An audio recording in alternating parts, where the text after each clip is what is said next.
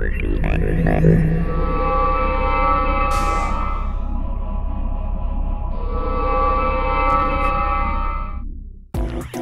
I'm using a Don Grosh Retro Classic, a Rivera Kiana Studio on an open back 112 cab, a couple of solid cables, and a Tortuga standard issue phaser. So I based the standard issue phaser on a classic Phase 90, but an old one that's got less of that upper mid-range nasally kind of that I never liked out of phasers, and it's got more warmth and richness to it.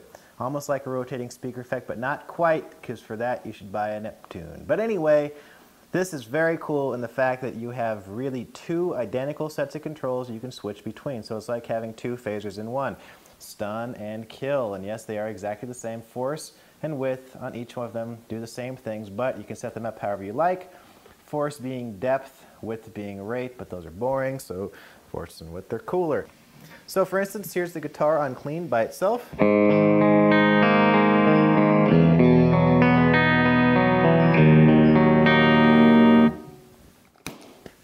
Let's turn on the phaser.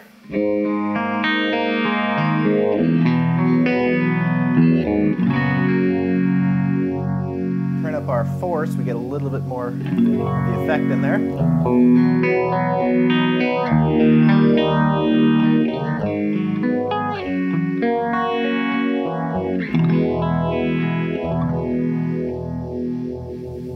little more rate if we want.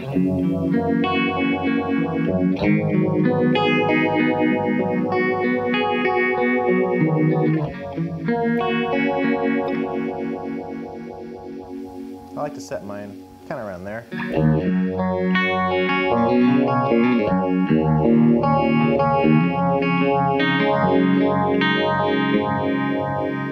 But then you've got a completely separate channel that you can switch between on the fly, and I like to set this one up, since it's got the name Kill, a little bit more drastic. Maybe something like that.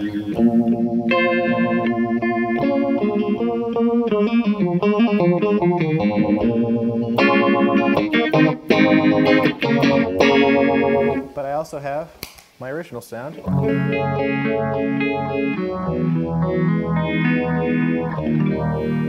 On the fly.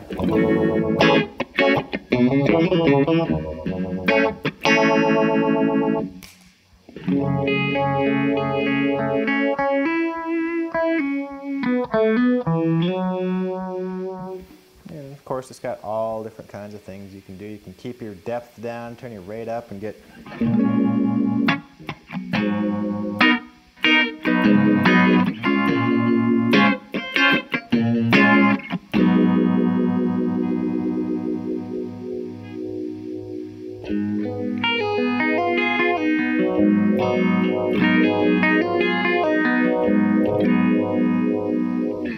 So here's what it sounds like on a gained out amp. Here's the amp by itself.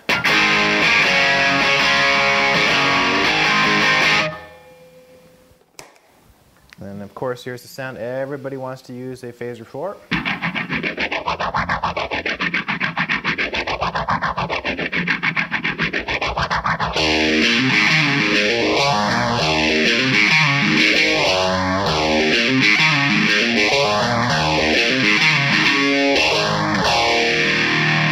Of course, you've always got the kill channel to do cool sounds like this.